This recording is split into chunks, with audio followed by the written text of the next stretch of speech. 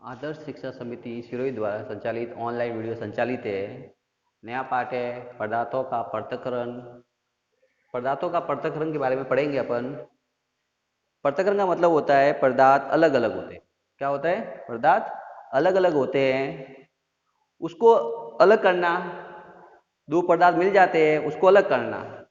तो इसकी भी बहुत सारी विधियां भी होती है। तो हमें पृथक्करण की हमें आवश्यकता क्यों होती है? तो देखिए, उपयोग में लिए जाने वाले यानी उपयोग में लिए जाने वाले क्या होते हैं? पदार्थ। क्या होते हैं?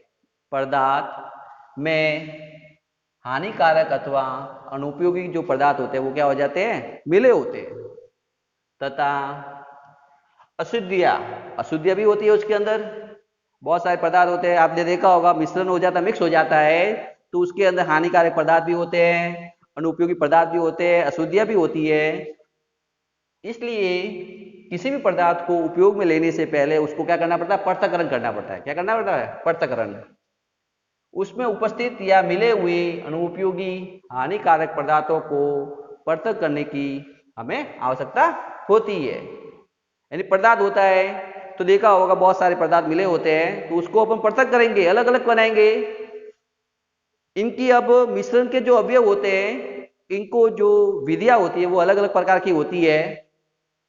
देखिए, सबसे पहले विधि बताई गई है हस्त चयन विधि। इसको अपन प्रयोग से भी कर सकते हैं। आपने देखा होगा अपने घरों में गेहूं चावल होते हैं, उसके अंदर अपन हाथ से क्या करते हैं? चुन चुन कर पत्थर को क्या करते हैं? बाहर निकालते हैं अपन। तो वो अपन हाथ से काम कर रहे हैं, तो उसको बोलते हैं हस्त चयन विधि बोलते हैं।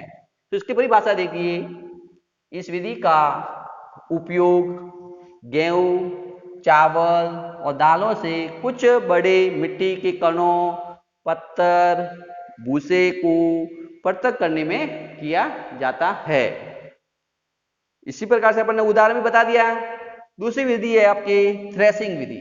कौन सी विधि होती है? थ्रेसिंग विधि। आपने देखा होगा किसान लोग होते हैं, अनाजों के जो पौधे होते हैं वो क्या करते हैं? धूप में सुखाने के लिए रख देते हैं। जैसे ही वो सूख जाते हैं तो उनको अपन क्या करेंगे? किसान उनको डंडे से पीट पीट कर अनाजों को क्या करते हैं? अलग करते हैं। आजकल थ्रेसिंग मशीन का भी उपयोग होने लगा है। तो इसकी परिभाषा देखते हैं अपन थ्रेसिंग विधि की। इस विधि में डंडियों से अन्न कणों यानी अन्न कण होते हैं या अनाजों को पृथक करने की विधि को क्या कहते हैं? थ्रेसिंग विधि। क्या बोलते हैं? थ्रेसिंग विधि। तीसरी विधि बताई गई है निष्पावन। आपने देखा होगा अपने घरों के अंदर जो गेहूं होते हैं छानते हैं तो क्या करते हैं? वो हवा या पवनों के द्वारा जो हल्के कण होते हैं वो क्या हो जाते हैं? वायु के द्वारा दूर हो जाते हैं। जो भारी कण होते हैं वो एक ही स्थान पर रह जाते हैं। देखिए इसकी परिभाषा, इस विधि में हवा के द्वारा किसी भी मिश्रण से उसके अवयवों को अलग करना। अलग करेंगे। अपने घरों में गेहूं होता है, देखिए, तो ऊपर से अपन गेहूं फेंकेंगे और नीचे फैल लगाएंगे तो क्या होगा? जो हल्के कण होंगे वो क्या होंगे? बाहर निकल जाएंगे। जो बारीक कण होंगे वो क्या होंगे? एक ही स्थान पर रह जाएंगे। इस विधि को अपन कहते हैं निष्पावन विधि बोलते हैं। नंबर 4 विधि है चालन विधि। आपने देखा होगा अपने घरों के अंदर माता जी रोटी बनाते हैं तो वो छन्नी से छानते हैं। आपने देखा होगा छोटे छोटे कण होते हैं वो क्या हो जाते हैं? प्लेट के अंदर आ जाते हैं, और जो बड़े कण होते हैं वो छन्नी के ऊपर ही रह जाते हैं। तो ये चालन विधि कहलाती है। कौन सी विधि कहलाती है? चालन विधि कहलाती है। देखिए इसकी परिभाषा, इस विधि में छोटे कण तो चालनी या छन्नी के द्वारा छोटे छेदों से क्या हो जाएंगे? निकल जाएंगे, जबकि बड़े अशुद्धियां हो जाएगी वो ऊपर ही रह जाती हैं। इसलिए इस विधि का उपयोग किया जाता है चालन विधि का। अपने घरों में आपने देखा होगा चाय भी बनाते हैं अपन, तो चाय बनाते हैं अपन क्या करते हैं? छन्नी से छानते हैं।